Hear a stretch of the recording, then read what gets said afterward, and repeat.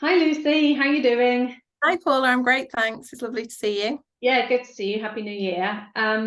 Thank you so much for agreeing to talk to me this morning. And it's lovely to see you and catch up. I'm looking forward to hearing where you are with everything.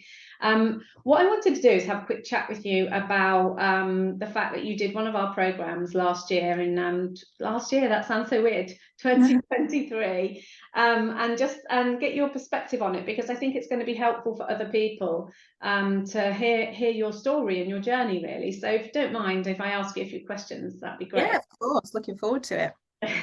Thanks so much. So what I'm interested to know is what made you get in touch with me that day? You phoned me. We had a call, didn't we, about you potentially being a VA. What got you to that point? What made you pick up the phone? So I'd been a teacher for 15 years, and we were getting to a point where we needed to settle down as a family, having moved around the military, and I just needed something that was going to suit me better than teaching. And I knew I had lots of skills, but I didn't have any confidence in them. And I'd heard this term VA, reached out to you on LinkedIn because not only were you a military spouse as well, fellow military spouse, but also a VA and trainer, and reached out to you and had that conversation. And actually, you were a real pivotal moment for me, because on that call you said, well, you can absolutely do this, you've already got those skills, I can tell that by talking to you. And from the very beginning of our interactions, I had that confidence to think, oh, maybe I could do this. And it just gave me that confidence to get going. So yeah, that's why I called. I was desperate for something else. I needed to be able to work from home to support my children, and have that sort of stability of an income. And so, yeah, it's all fallen into place beautifully. I know, it's miraculous. You were talking about doing something else at the time. That was your primary focus, and this VA work was going to be supporting something else, wasn't it? Yes, that's right. Yeah. So originally I was going to be doing some different work, mentoring and things like that, online and tutoring. But actually, once I got into the VA work, I realised that I loved it so much. I do have a passion project, Supportive Stories, which is being set up currently.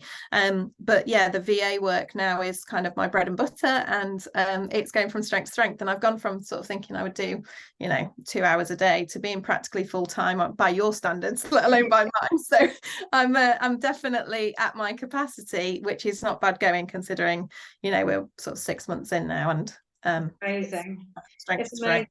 amazing. I love to, I find myself keep saying you can have your cake and eat it, because I don't know how better to say that, but I actually don't really like that phrase, but I really think it's true. I really and it's, I don't know. I mean, for me, I'd done some career coaching in the past, and I'd worked on what my values were. And one of the things that drew me to you was that our values were very much aligned. It's all about integrity and honesty and really striving for excellence. And that's something that I've done in my teaching career and in all the different walks of life that I've had. But yeah, just sort of that kind of belief that you can do it was holding me back. There was a lot of imposter syndrome. I looked at admin type jobs and things like that I could apply for that were remote or hybrid, salaried positions, and I didn't have the confidence with that job spec. But the beauty of being a VA is that you start with what you've got. Yeah. And I knew that I could, manage Microsoft systems, Google systems, things like that, quite straightforwardly, because you do a lot of that in teaching, and I'm sure in other careers too. Yeah. And literally all I needed, if I could manipulate an inbox and clear it out for somebody, that was the starting point. So and So just having that confidence to get going was huge, massive. That's so true. I think the confidence to get going, that's just like gets in people's way such a lot. And actually it comes up in business all the time. It's mindset, and we do a lot of mindset work, because I just think it's key to helping you keep moving forward. It's massive. I mean, my background is mental health and well-being. I recently completed a master's in that, so I was aware of the impact of it. But I think so many people starting out as a VA, perhaps you've come to a VA role because you need to step out of another career, or you need to build yourself back up after being a parent at home. There's loads of reasons why people need to do it, and mindset is huge. And if you don't have that experience of kind of developing your own mindset and working on that growth, then the course content is great for that, and your live sessions as well, because it just builds so much confidence. Oh, bless you. Thank you. On that note, how did you find the course content? Yeah, I thought it was really accessible. I really liked how it's laid out. It was really clear and easy to use. I love the fact that, you know, I can pop onto a call and have a really good conversation with you and pick up so much as well. The webinars from other people that come into the sessions as well, that's all really useful information.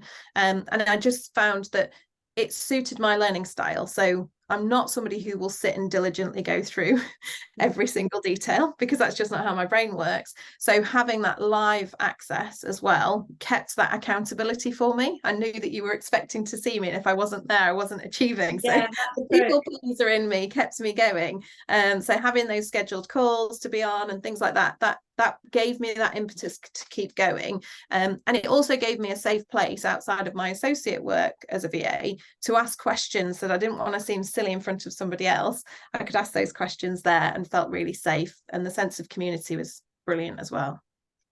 So the fact you mentioned associate work, there's kind of answering my next question. When did you get your first client? So I got my first client within about less than a month of being in contact with you, really. It happened really, really quickly.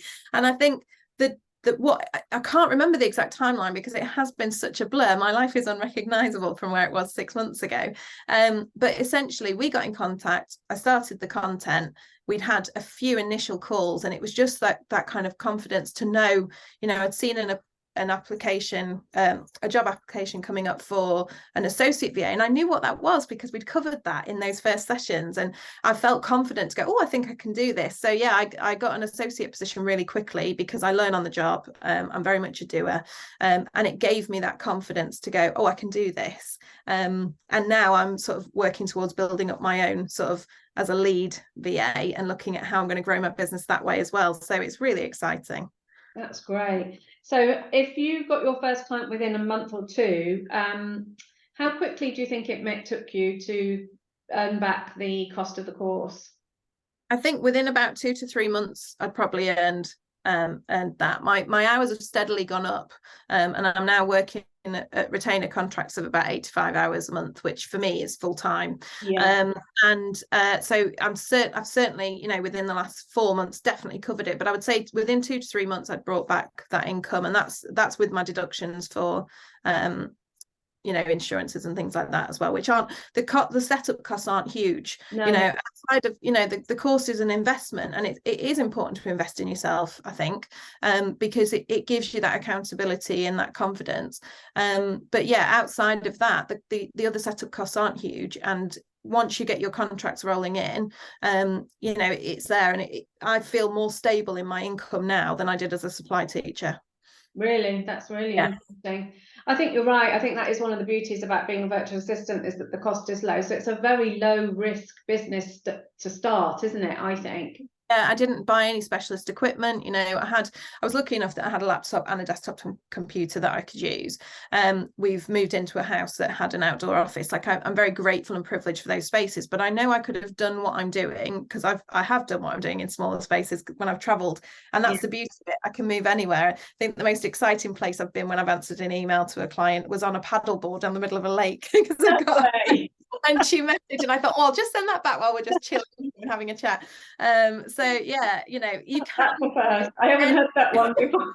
Can do it anywhere. And you know, we were on holiday in the summer, and I didn't want to be, you know, on leave as soon as I'd started the job, so I took the laptop with me, and I got up a little bit earlier, sat by the pool, did a bit of work on the laptop there. You really don't need a huge amount of stuff as long as you've got a space.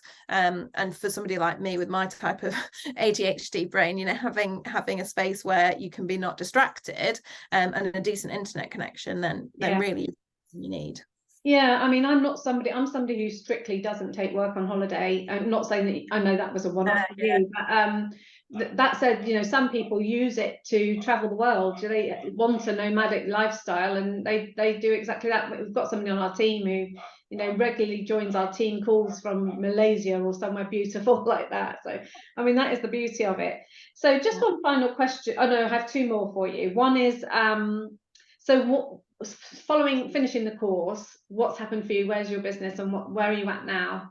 So I'm fully booked as an associate VA now, and I'm working on freeing up time by basically stretching my hours a little, so that I can start to take on lead VA clients so that I can sort of, you know, have that slightly higher income for those. I'm also looking to the future. So through the lead VAs, my business will probably be called Supportive VA because it works alongside Supportive Stories, which is the other passion project. And looking at sort of probably doing the OBM type courses in the future, which I'll be looking to you for at some point.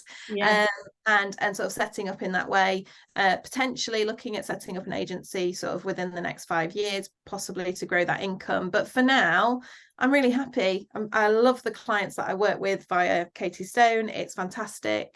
And the support I've had there has been amazing as well. And it's just been, I'm at a point now where I feel very settled, very confident in the skills and what I'm delivering for those clients. And I don't think I would have felt that confident if I hadn't had that space to come and talk about what I was doing and checking in with things and pick up things as I go along. So it's brilliant. I think that's another point there, isn't it, that you make, is that you know, your business right now, you're very happy and settled, but you've got ideas of growth, but these things can fit around your family, you know, like I know you've got younger children, so you know, when you've got younger children, you need to be more available for them in terms of time and mental space, don't you? And then like mine are grown up now, and so I have more, well, in theory I've got more mental space to grow the business. And I think that's the beauty of this industry, is that you can make it what you want it to be. Absolutely. And I think that for me is like the best thing about being self-employed as well. Like, I know it's tempting to take on a salaried role, but I'm on my own very squiggly journey, as I talk about with other friends and coaches that I've worked with. You know, it goes down and back and forth. And, you know, I was saying to somebody a few months ago, oh, I've got my website, I'm building it this week. I haven't built it yet, but it's okay because I'm not on anybody else's timeline. I'm bringing in my financial baseline. I'm happy delivering for my clients. The mortgage is paid. Like, you know, it's that they're the basics. And I've got time for my kids and my husband. And job satisfaction. Massive job satisfaction, more so than I had in teaching, to be honest, because of the roles that I had in teaching were more supply based, but just, you know, the value that the clients place on me, you know, they're grateful for everything that I do because we're reducing mental load and we're making life easier for people.